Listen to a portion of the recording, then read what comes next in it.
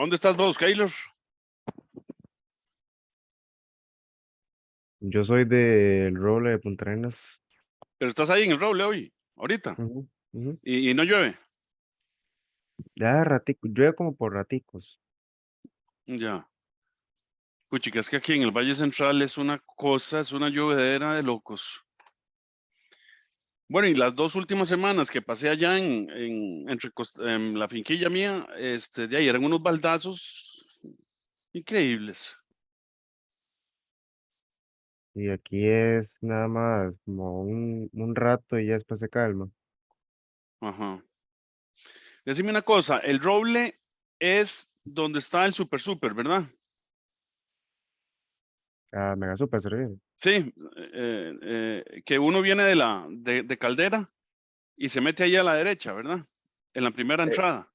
Ese mismo. Ese es el Roble, ¿verdad? Y Barranca es el pueblo que sigue más adelante, ¿verdad? Ajá, correcto.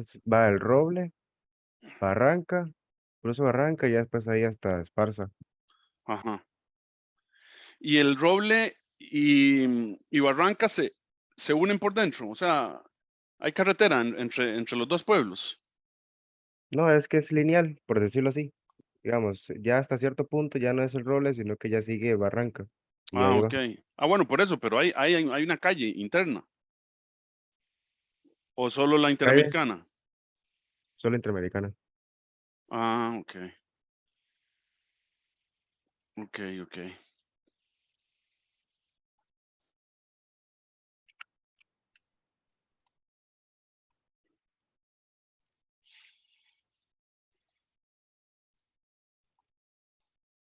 Profe, ahora que estábamos hablando de expansión térmica, ¿verdad?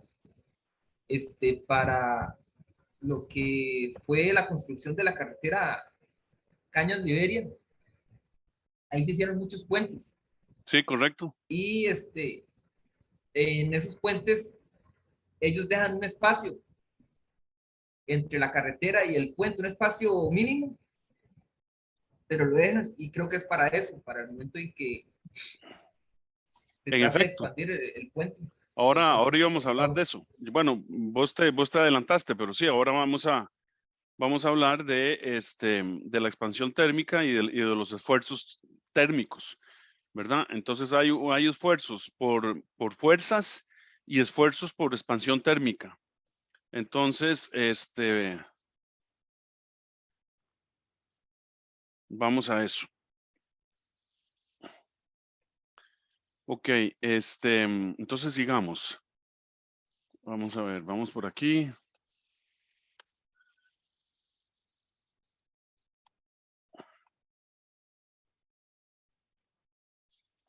Entonces, entramos a la clase número 3 del 3 de octubre de 2022.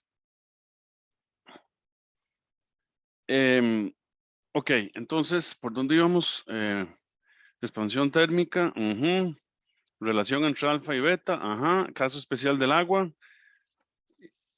y seguimos. Entonces, pongamos aquí otro subtitulito, aquí adentro, aquí mismo en la sección, en la sección 4, pongamos esfuerzo térmico.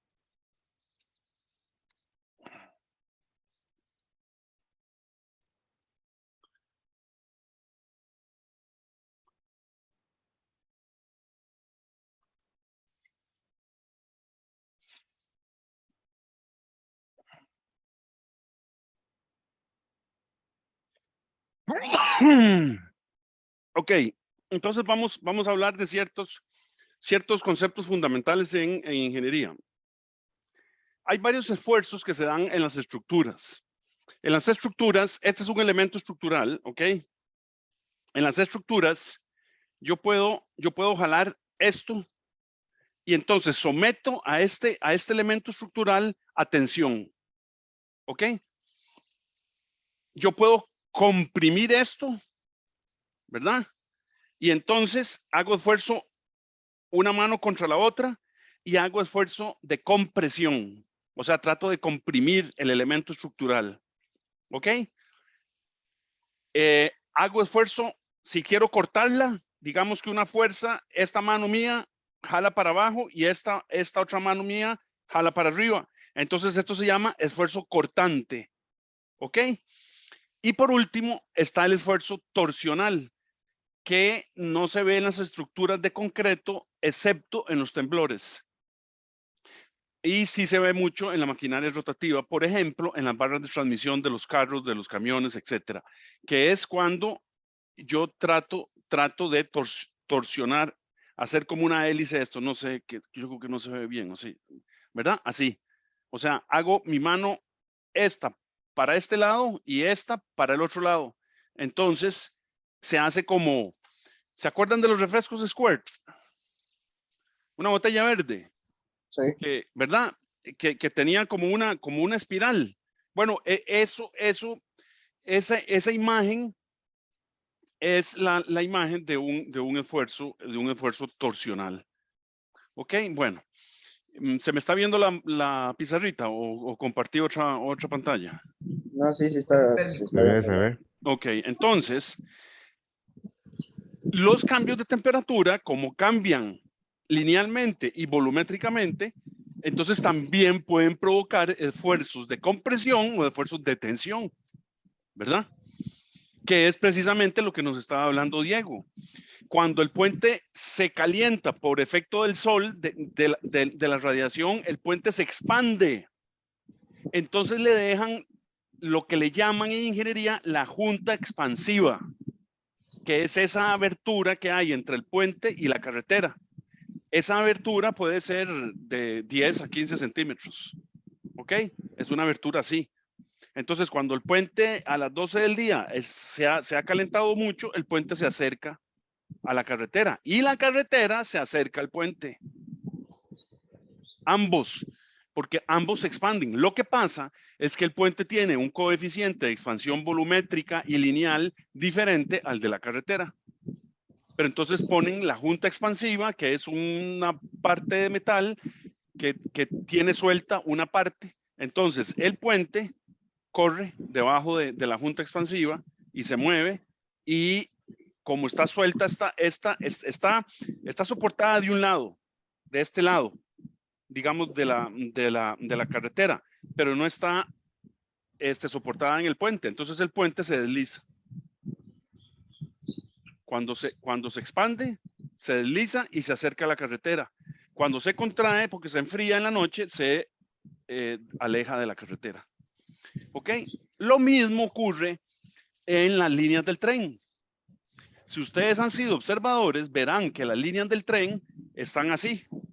Un riel está separado como 2 centímetros del otro riel. Y si se han montado en el tren, no sé si han sido observadores y han oído que el tren hace clac, clac, clac, clac, clac, clac, clac, clac, clac, clac, clac, clac, ¿verdad? Ese clac, clac que hace el tren es cada vez que pasa por una junta expansiva, por 2 rieles que están separados. Entonces las ruedas, que son de acero también, suenan clac, clac, clac, clac, clac, clac, clac, clac, cuando van pasando por las juntas, las juntas expansivas. Si no dejaran esa abertura, entonces cuando el riel se expande porque cambia la temperatura, entonces se harían montañitas en los rieles. El riel se haría así. Porque no se hace para abajo, porque para abajo está el durmiente, que no lo deja moverse para abajo. Entonces el Profe, riel, ¿para dónde se movería? ¿Para dónde se movería? Están pegando así y se expande como el durmiente. No lo deja moverse para abajo, entonces se expande para arriba. Entonces el tren ya no haría clac, clac, clac, clac, clac, clac, sino kabum, kabum, kabum. Brincaría, ¿verdad? En cada una de las montañitas, y probablemente se descarrilaría y habría un accidente y se matarían un montón de personas. Ahora sí, dígame, Brian. aunque usted no lo crea, yo una vez estuve viendo un video en Facebook de estas personas que supuestamente ellos quieren hacer buenas acciones y todas estas situaciones.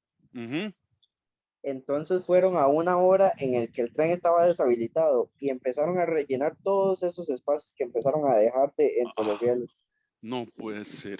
En serio, y agarraban así, digamos, entre ellos mismos, agarraban todo como este hierro así que está como en polvo, por así decirlo, que está como Ujú, ujú. granulado, por así decirlo. Entonces agarraban y hacían moldes ¿cómo se llaman? De los rieles. Ujú. Entonces, ellos mismos ahí agarraban y derretían ese mismo hierro y lo vertían ahí y rellenaban todos esos espacios, queriendo hacer algo bueno según ellos. Yo creo que Sí, tuvieron que pasar todo eso. sí, sí, claro, por supuesto. Bueno, ven lo importante que es el estudio. Es porque la ignorancia es muy atrevida. La ignorancia es terrible, ¿verdad?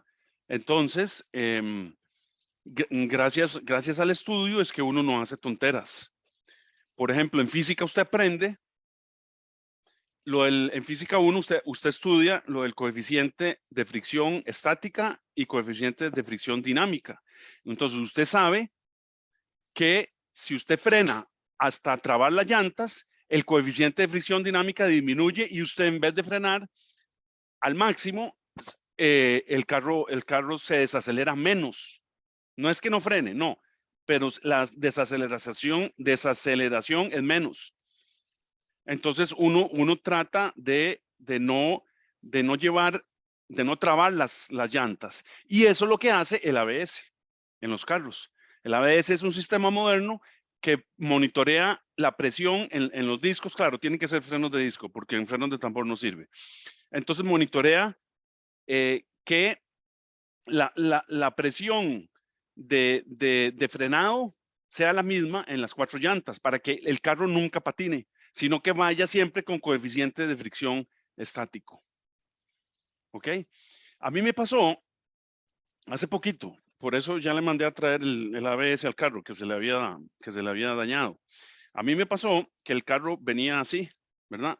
Yo iba rápido y iba por el carril izquierdo y entonces en el carril izquierdo yo pasé a un carrillo que hacía rato que quería pasarle, pero me encontré con un seda y una fila. Entonces yo empecé a frenar y frenar, pero el ABS estaba malo. Entonces se trabaron las llantas de atrás. Cuando se trabaron las llantas de atrás, ¿qué pasó con el carro? El coeficiente de fricción dinámica atrás bajó. Entonces el carro, la fuerza centrífuga empezó a hacerlo así, porque era una vuelta, ¿verdad? Entonces, las ruedas de adelante iban con coeficientes de fricción estático y las de atrás iban con coeficientes de fricción dinámico. Entonces, el carro se empezó a hacer así por la fuerza centrífuga. Entonces, cuando yo ya casi iba pegando con la banda de cemento, la separación que hay entre los carriles, yo solté el freno un toque y enderecé el carro y me le paré al freno para que las de adelante se trabaran también. Entonces el carro enderezó, frenó y casi se volcó. Y entonces el carro quedó haciendo así, plan, plan, plan, plan, plan, plan. Y un marascal de las llantas y casi me estrello y casi. Eso fue hace poquito, hace como un mes. Iba para darles clases a ustedes, por cierto.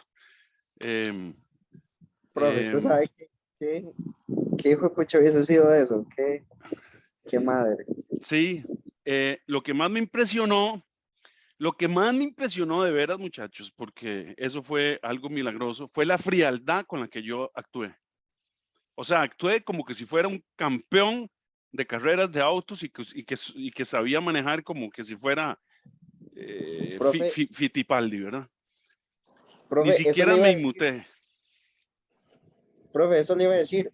De hecho, entonces, para estos tipos de carros que utilizan esto, el drifting, que llaman, que es básicamente conducir derrapando todas las curvas y competir y derrapando, ellos no pueden usar este sistema de frenos, No, porque ellos lo que necesitan es que las llantas de atrás queden trabadas de un solo para comenzar a derrapar.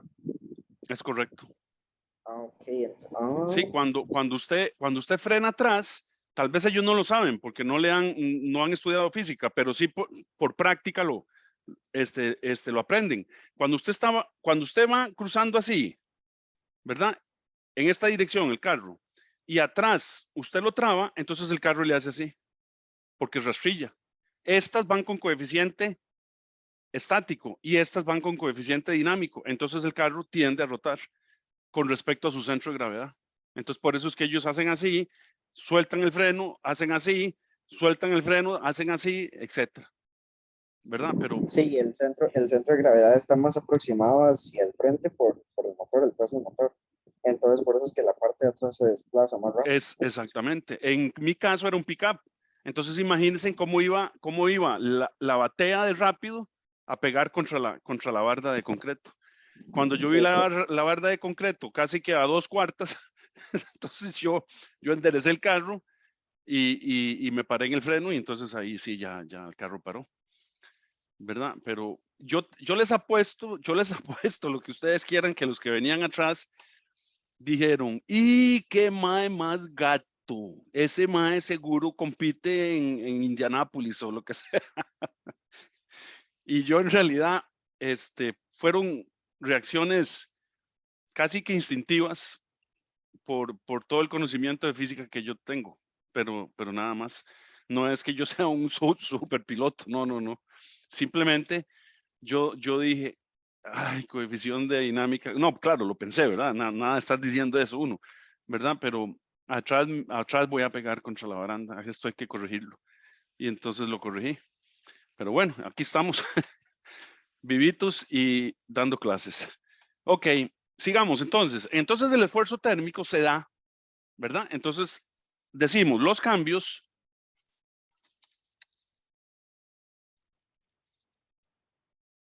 de temperatura producen esfuerzos de varios tipos.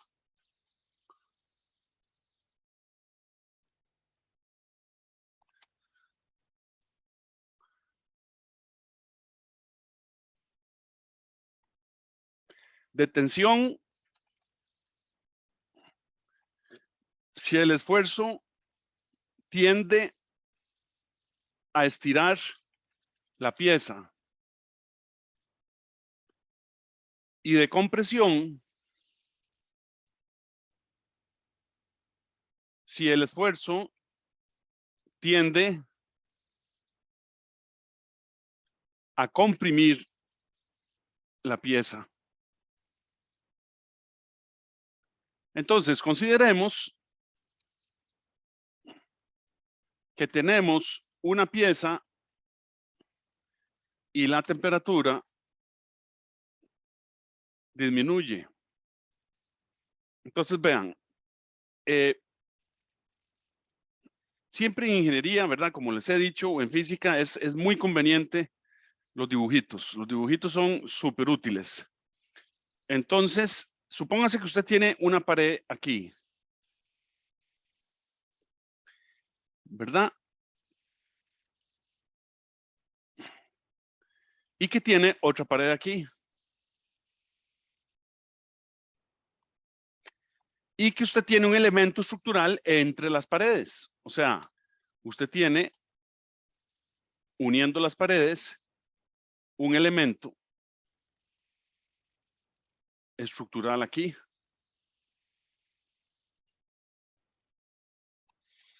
Y entonces ese elemento está soldado.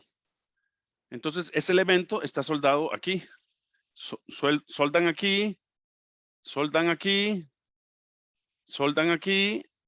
Esto es una situación que se presenta mucho y se da en muchas estructuras. Entonces, ¿qué pasa?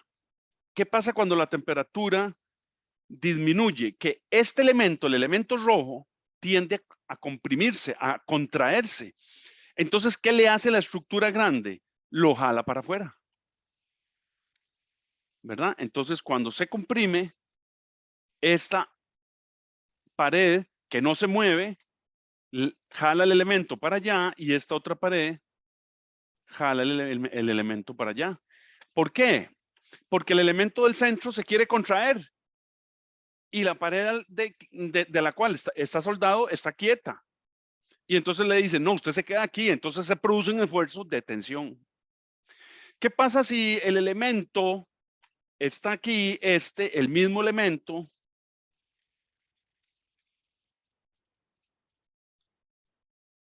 y ahora simplemente aumenta la temperatura.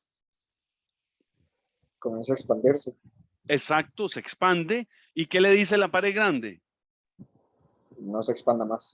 No se expanda, porque yo no me quiero mover y punto. Y yo soy la que mando, porque soy la que tengo más masa y tengo más fuerza. Entonces, ¿cómo es el esfuerzo que le hace en este caso la decompresión? Entonces, esta pared le produce una fuerza para adentro y esta pared le produce una fuerza para adentro. Entonces, aquí tenemos esfuerzos. Este es un esfuerzo de tensión y este es un esfuerzo de compresión. Y todos los edificios y todas las estructuras y todos los carros y todo lo que se construye sufre de esfuerzos de tensión y compresión por cambios de temperatura. Entonces, como eso se da, definimos un esfuerzo de tensión térmico y lo definimos semejante a como lo habíamos definido anteriormente. Entonces decimos que delta L entre L inicial térmico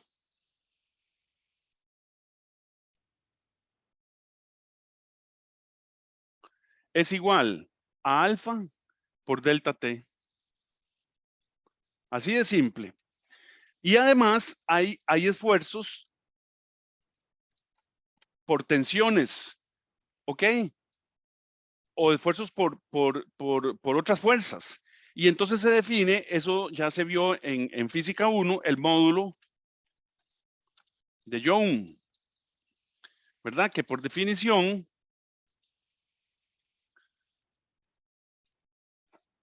es la Y mayúscula y es por definición la fuerza entre el área, entre el delta L que se deformó, entre el L inicial. Entonces, aquí podemos despejar un delta L sobre L0, lo pasamos y entonces decimos que este L de tensión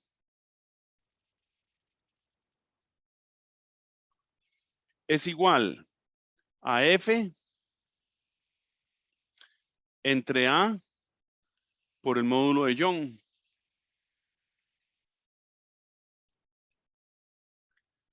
Entonces, para un elemento estructural sujeto a otra estructura, tendremos que el delta L sobre el L inicial térmico más el delta L sobre L0 por fuerza, digámosle, no le digamos solo por tensión, sino por fuerza. Entonces es igual a ¿qué? Al térmico, que es alfa por delta T, más el de tensión o el de fuerza, que es F entre A por el módulo de Young. Y esto tiene que ser igual a 0. ¿Por qué? Porque simplemente está sujeto a una estructura. Entonces la estructura es estable y entonces no se deforma ni para allá ni para acá. Entonces quiere decir que voy a tener que la fuerza entre un área, siempre en las ciencias físicas y en las ciencias de ingeniería, la fuerza entre un área siempre es un esfuerzo, ¿ok? Entonces es igual a menos el módulo de Young por alfa y por delta T. Entonces, ¿qué pasa si delta T es negativo? O sea, T final menos T inicial es menor que 0, quiere decir que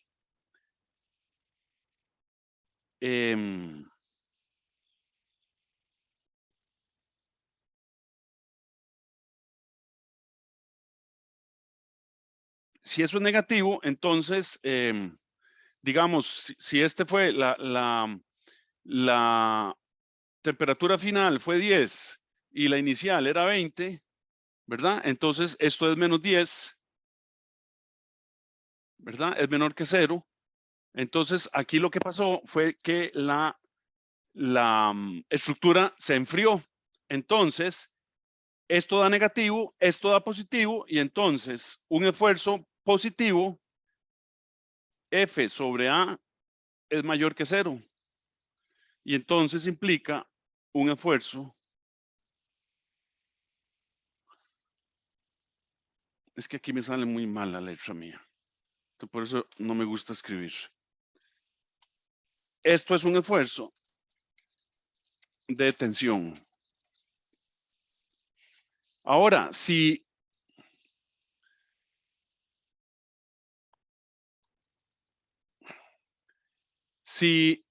el delta T es mayor que 0, o sea, la temperatura final menos la temperatura inicial mayor que 0, como por ejemplo, digamos que la temperatura final fue 30 y la inicial era 10, ¿verdad? Esto es mayor que 0, entonces esto implica que F sobre A es negativo.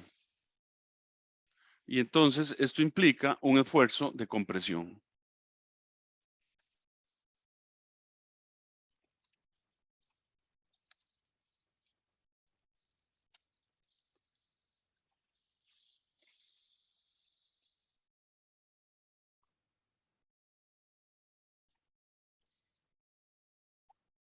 Muy bien, entonces hasta ahí llegamos con los sólidos y ya hemos visto que con los líquidos también podemos trabajar con las fórmulas que hemos visto. ¿Ok? Pero ¿qué pasa con los gases? ¿Verdad? Entonces vamos a tratar de entender a ver qué pasa con los gases. Entonces, apartado 5.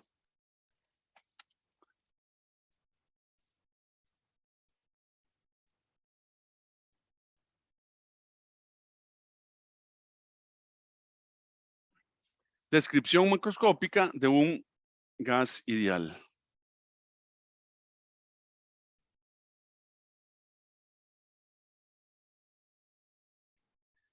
Entonces decimos, para los gases, el volumen lo define el recipiente que los contiene.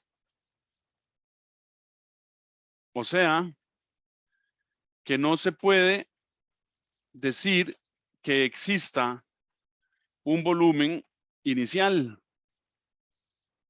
Entonces, con los gases,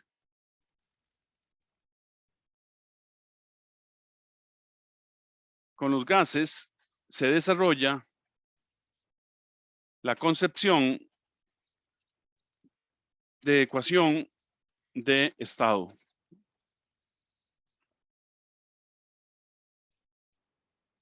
¿Y qué son las ecuaciones de estado?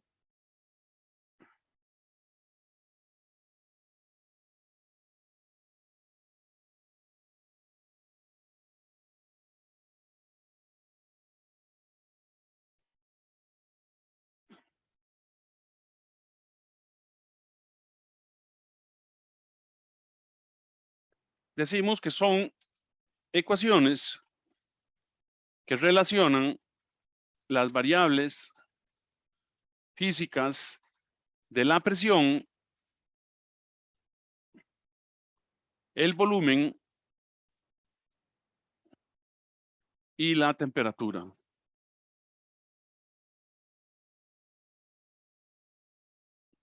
Las cuales se em,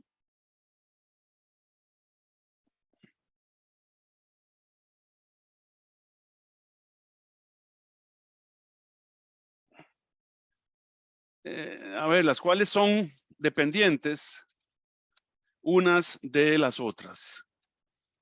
Ok, o sea, si usted varía la presión, entonces varía el volumen. Si varía el volumen, varía la presión. Si varía la temperatura, varía el volumen y la presión, etcétera.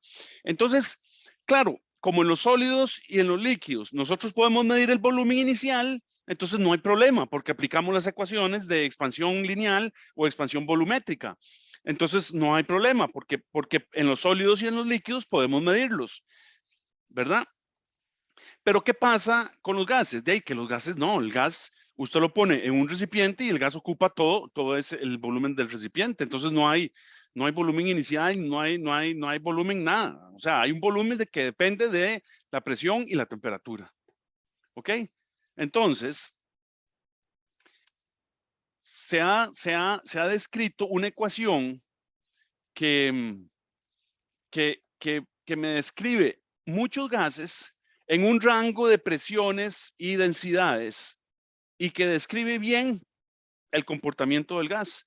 Entonces decimos a bajas presiones y bajas densidades, los gases reales se comportan como gases ideales.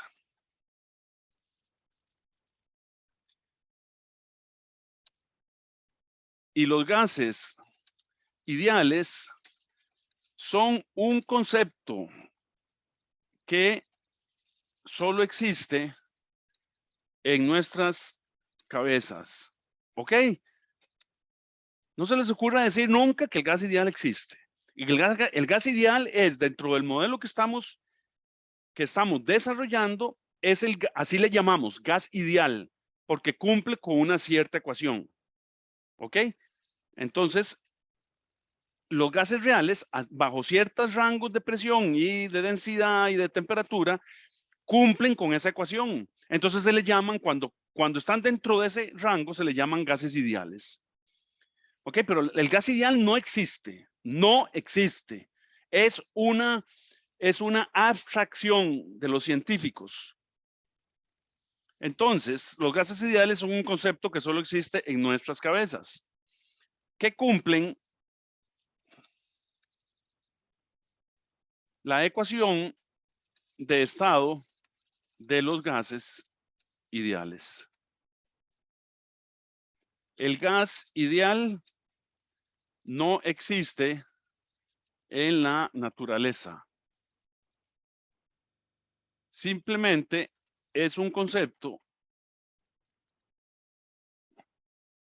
que produjeron los físicos y químicos para predecir el comportamiento de los gases reales. Entonces, comencemos con una constante que se definió. Entonces, el número de Avogadro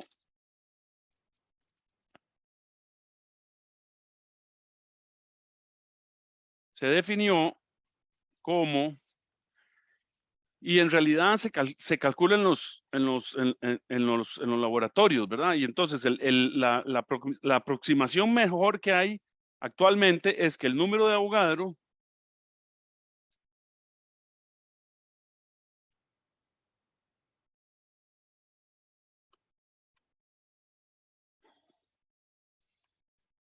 Avogadro es igual a 6.022 por 10 a la 23.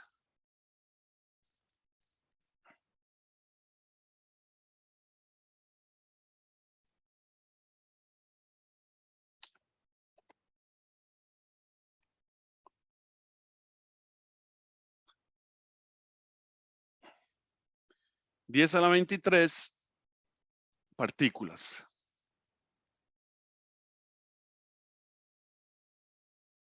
Ya sean moléculas o átomos. Entonces, un mol es el contenido de una sustancia con Na número de partículas. O sea, con el número de Avogadro de partículas.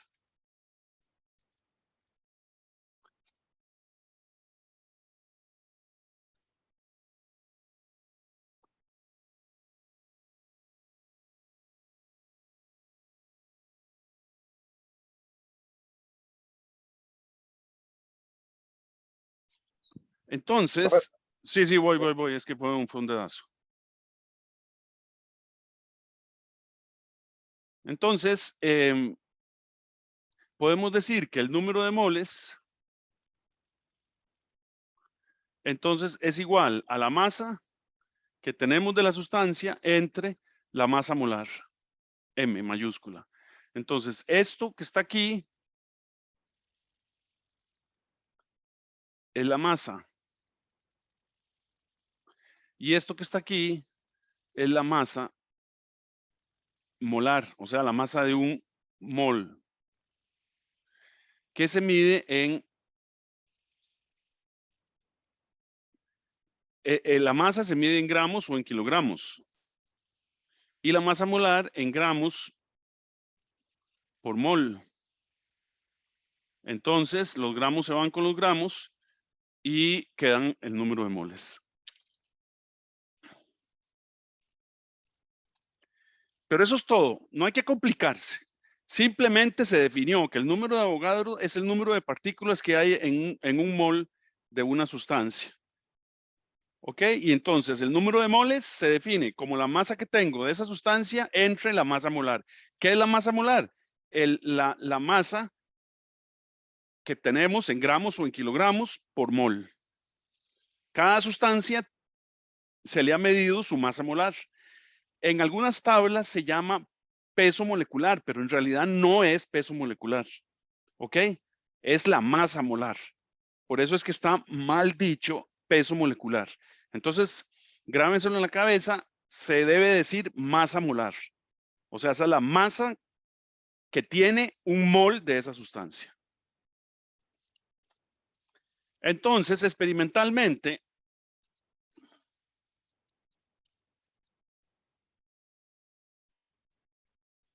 se han encontrado las siguientes relaciones.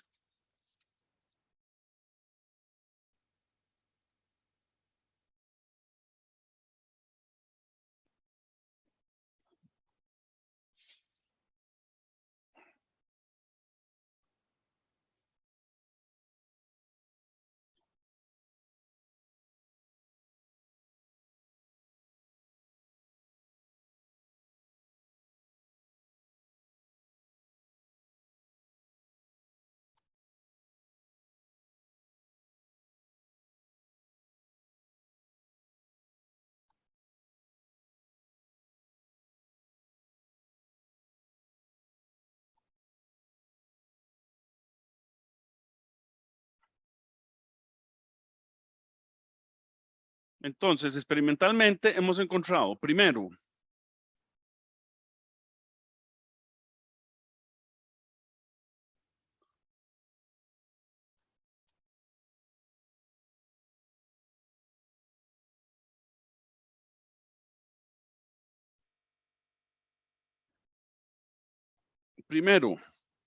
que si mantenemos la temperatura constante,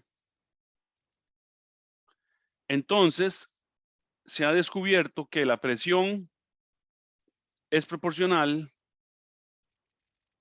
al inverso del volumen. Y esta se le ha llamado la ley de Boyle.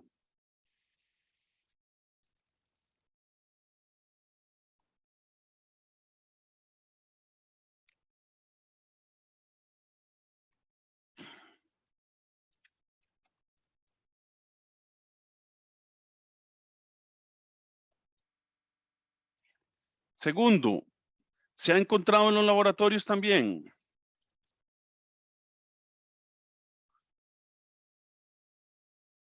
que si es la presión la que se mantiene constante, entonces el volumen es proporcional a la temperatura.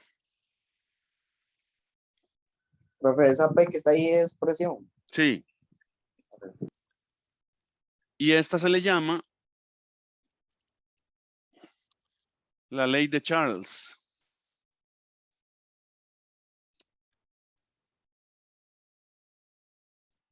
Y tercero, que si es el volumen el que se mantiene constante, ¿qué encontramos? Ya lo habíamos visto cuando vimos la escala absoluta de temperatura. ¿Qué pasa cuando mantenemos y usamos el termómetro a volumen constante?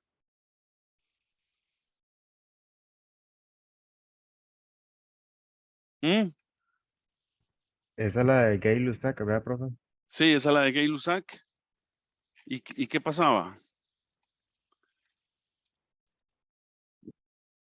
¿Verdad? Que la presión es proporcional a la temperatura. Entonces la presión es proporcional a la temperatura. Y esta es la ley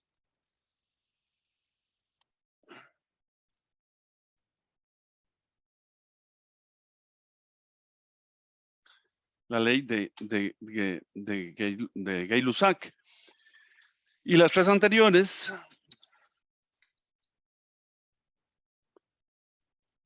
se pueden resumir en la ecuación del gas ideal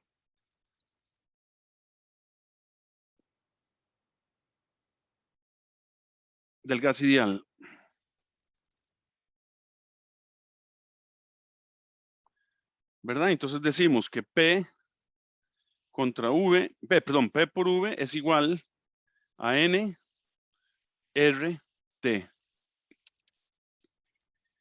¿Y de dónde sale R? Bueno, experimentalmente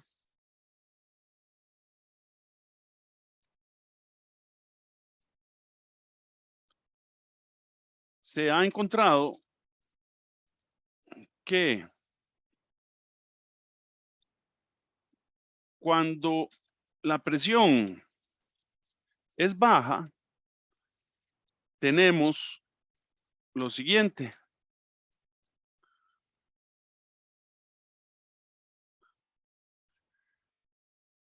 Cuando la presión, digamos, tiende a cero, esto implica que los números P por V entre NT tienden a una constante, que es R, para todos los gases. Y eso se ha encontrado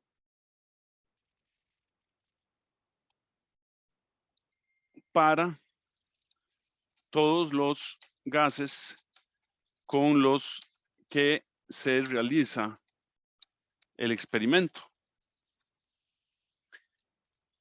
Y se le ha dado el nombre de constante universal de los gases. Ok, pero ojo lo que estamos diciendo, ¿verdad? Que es solo para un cierto rango de presiones, pero se usa. Ok, entonces para ese rango donde la ecuación de gas ideal predice bien el comportamiento de los gases reales, entonces se usa la ecuación P por V igual a nRT, con R igual en el sistema internacional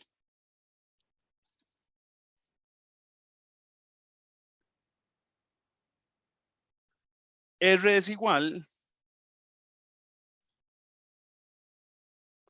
a 8.314 julios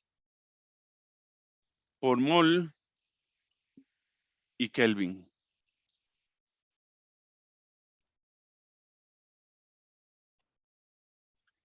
En química se usan mucho las atmósferas. Entonces, si se mide la presión en atmósferas y el V en litros, entonces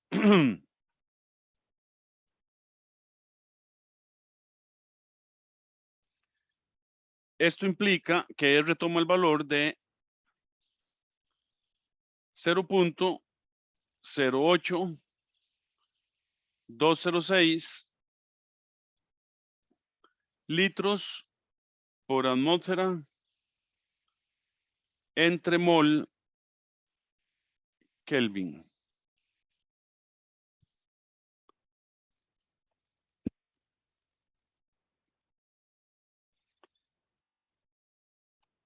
Y ese valor viene de que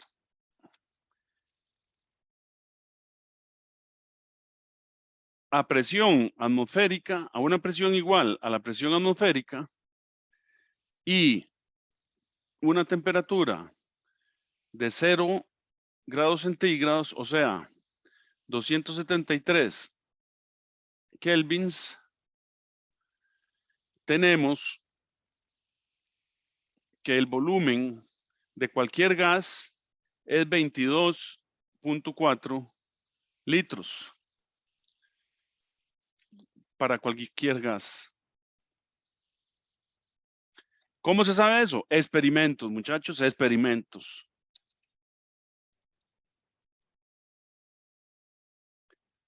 Entonces, R igual a P por V entre NT. Entonces, si hacemos N igual 1 para un mol, entonces fíjense que R toma el valor de una atmósfera por 22.4 litros entre 1, que es el mol, por 273 Kelvin, que es la temperatura. Entonces, hacen ese cálculo y van a ver que les da R igual a 0.0806 litros por atmósfera entre mol por kelvins.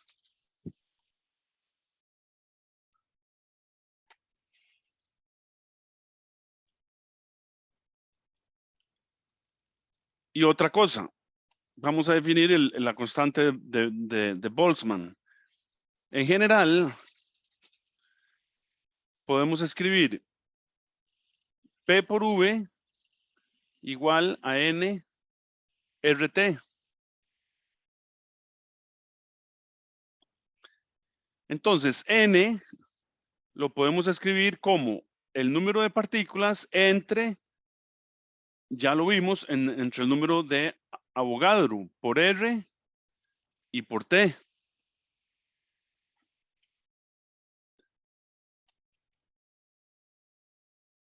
Donde N es el número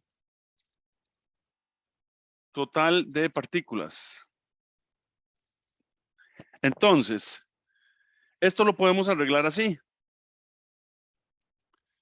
P por V igual al número total de partículas por R entre el número de Avogadro y por T. Y entonces esto se ha reescrito como el número de partículas por K de Boltzmann, la constante de Boltzmann por T. Donde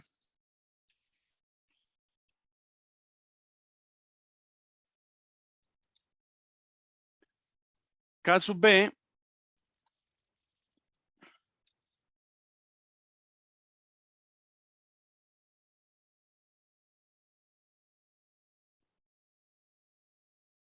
igual a R entre NA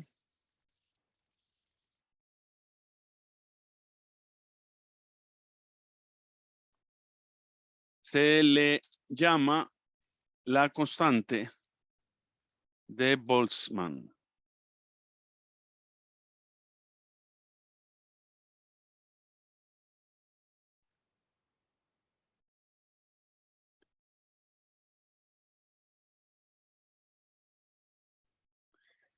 Y tiene un valor K sub B igual a 1.38 por 10 a la menos 23 julios por Kelvin.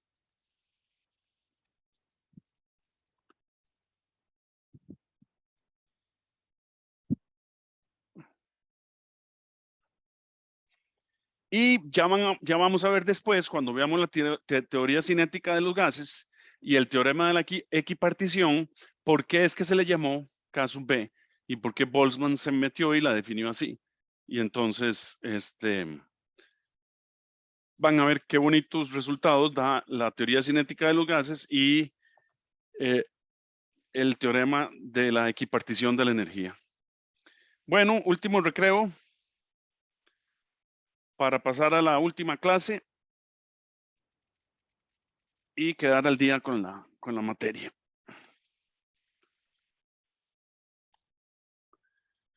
Vamos a resolver varios problemas. ¿Alguna pregunta? Muchachos. Clarito, clarito, como el agua al estero, diría Fabricio. Ajá. ¿Como qué? Como agua de estero. Como el agua al estero. Ya. Ok. Bueno, entonces vámonos al recreo y les aviso cuando arrancamos la última clase. Gracias.